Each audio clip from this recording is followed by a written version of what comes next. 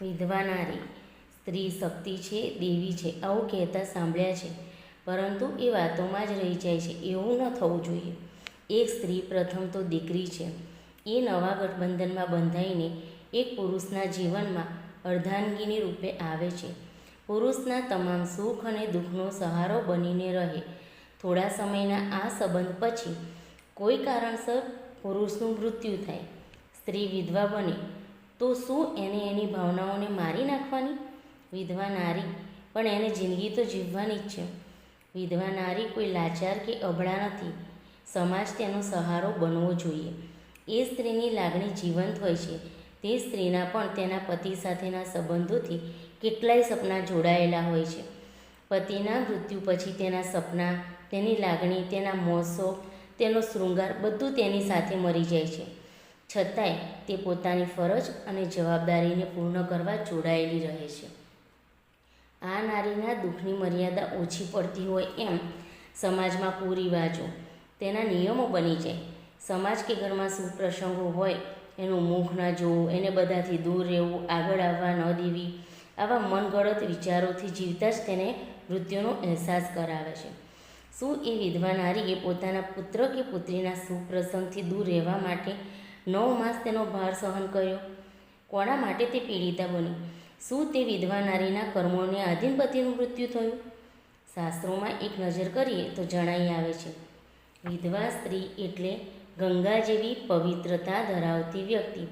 માટે જ તેની આગળ ગંગા સ્વરૂપ લખવામાં આવે છે.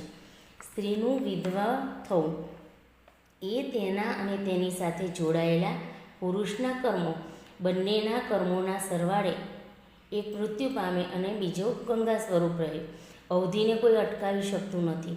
કર્મોને અનુરૂપ આવ્યા છીએ, એક સમય બધાને જવાનું છે. આવું અણછાજતું વર્તન નારી સાથે થાય એ સમાજને શોભારૂપ નથી. જ્યારે એક પુરુષ વિધુર બને તો આ જ સમાજ આખી જિંદગી કેમ નીકળે કહીને સ્ત્રીના કારજપાણી પૂરા કરી તેના માટે નવું પાત્ર શોધવા લાગે. વર્ષીએ ના વળી હોય ને એને પરણાવી દેવાય. ત્યારે જો બાળક પણ હોય તો એના માટે બહુ ઝાઝો ખ્યાલ ન આવે. પરંતુ જો સ્ત્રી વિધવા બને તો તેને કોઈ હક નથી. ત્યારે વિચાર કર્યો છે કે જો વિધવા સ્ત્રી મા હોય તો એ એના બાળકો માટે વિધવા બની જિંદગી પૂરી કરી નાખે છે. એ જ બાળકો મોટા થઈ એમના જીવનમાં જોડાઈ જાય ત્યારે એ સ્ત્રીને ખાલીપો લાગે છે. છતાંય એ જ જીવન જીવે છે. સમાજ મદદરૂપ બને તો એ સ્ત્રી મને પોતાના પગભર કરી શકે છે. ઘણી બધી સ્ત્રીઓને ઘણું બધું આવડતું હોય. કોઈક સ્ત્રી સારું રસોઈ કરી શકે છે, કોઈ સંચો ચલાવી શકે છે, કોઈ પાર્લરનું કામ કરી શકે છે. તો સમાજે સાથે મળીને આવી સ્ત્રીઓને પ્રોત્સાહન પૂરું પાડવું જોઈએ. અને આ પ્રોત્સાહનથી આ સ્ત્રીઓ ઘણી આગળ વધશે અને સમાજમાં હકારાત્મક વિચારસરણી પણ જાગશે. બીજું પાસું નકારાત્મક છે પણ એને મજબૂરી સમજી તેનાથી દૂર રહો એ પણ એક સમજદારીપૂર્વકનું પગલું બની રહેશે. વિધવા નારી એ પવિત્રતાની મૂર્તિ.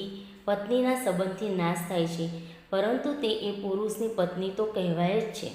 એ પત્ની, વહુ, મા, દીકરી, બહેન બધા સંબંધોની મર્યાદા જાણી અને ફરજ નિભાવે છે. સમાજ આ અંધશ્રદ્ધાને દૂર કરી પોતાની ફરજ માટે સભાન બની આ સ્ત્રીઓને માન સન્માન આપી માનવતાને છાજે તેવા કાર્યો થાય એ આશા સહ મારી વાણીને અટકાવું છું. અસ્તુ.